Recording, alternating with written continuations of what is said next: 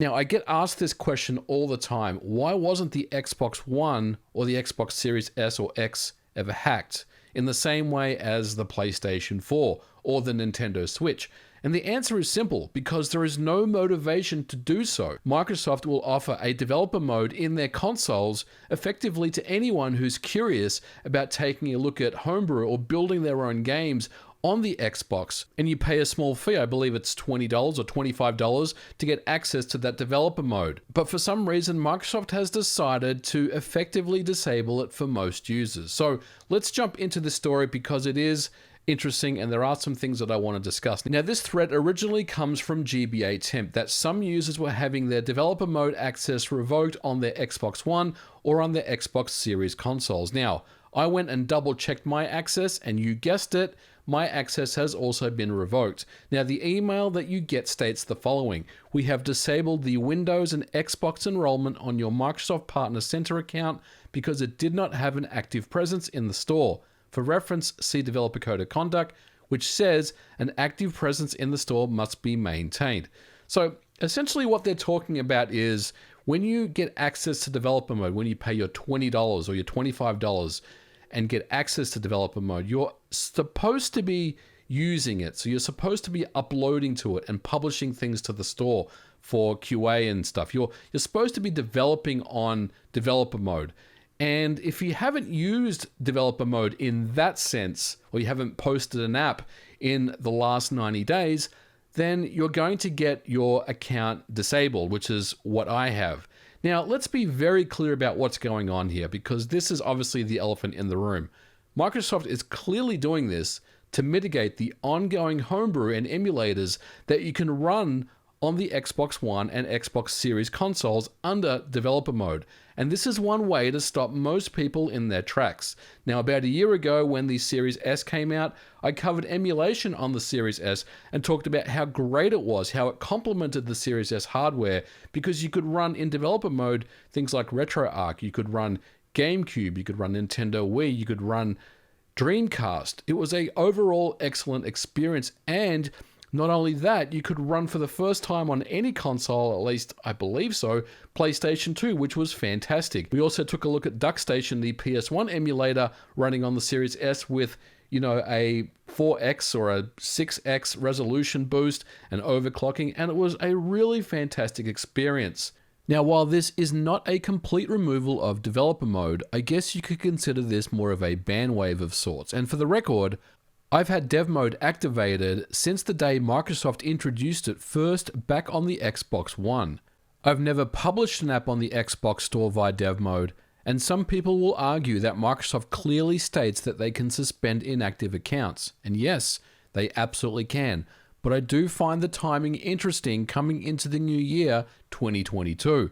And I gotta be honest, I have my own reasons why I think Microsoft has done this, and I don't necessarily want to discuss them on a video. But let's just say Microsoft wants to keep their partners happy.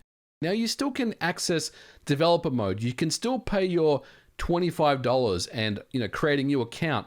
But ultimately, this is one way that Microsoft effectively is stopping most people from getting access to developer mode.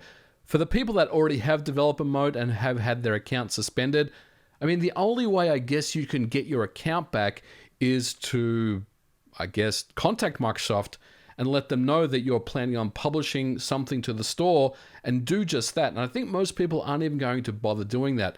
Now, there's also been no grace period or no window or no heads up that this change was coming. This change really came out of nowhere in the new year.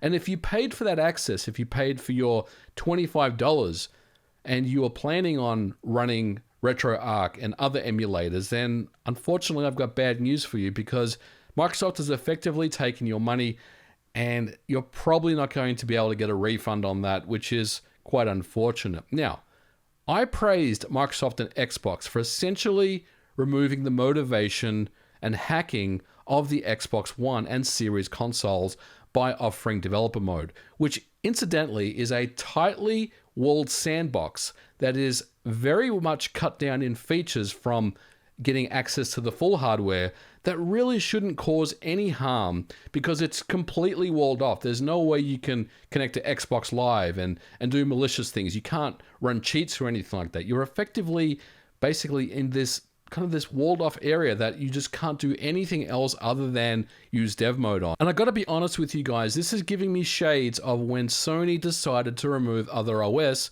from the PlayStation 3. And before that, the motivation to hack the PS3 wasn't really that high because Linux was something that a lot of hobbyists were kind of tinkering around with. And as soon as Sony did remove OtherOS, many different communities rallied around to break apart the PlayStation 3. And I will tell you, it was done extremely fast. Now, I'm not suggesting that the same thing will happen here, but effectively, when you take a feature away from a system that starts to give hacking groups motivation that they want to start breaking the system open and running things like Linux or emulators or homebrew, that's when people start to take interest. In the past, like I said, there's been really very low interest to defeat security on the Xbox One and Series systems. But now I feel like that this is something that hacking groups will start to take notice. Now, again, the reason why this was done was to effectively stop the spread of emulators and homebrew running under dev mode, and that is a real shame. But there's also actual developers who paid money to get dev mode access that are affected by this. Think about the people that are actually building games in this mode, and there are people that do that. There are people that publish to the Microsoft Store, and if you haven't loaded anything in the last 90 days, then your account is suspended. Now, sure, you can probably get your account reinstated, but you would have to jump through some hoops to get there. Now, this is ultimately very disappointing, as I mentioned, and we are going to leave it here for this episode, but I just wanted to bring light to this. I will leave a link to the GBA temp thread in the comments below, because as mentioned, that's where the story kind of broke. But my dev access has been revoked, and I think most people that have access to developer mode have been revoked as well, and that is very unfortunate. I wonder what the future will hold for the Xbox Series S and X when it comes to running emulators. Obviously, you can still run games in a browser, and there are other ways to get around developer mode, but at the end of the day, just very disappointing. But let me know your thoughts in the comments below. What do you think about this decision? And as always, if you like this episode, don't forget to leave me a thumbs up, and I'll catch you guys in the next video. Bye for now.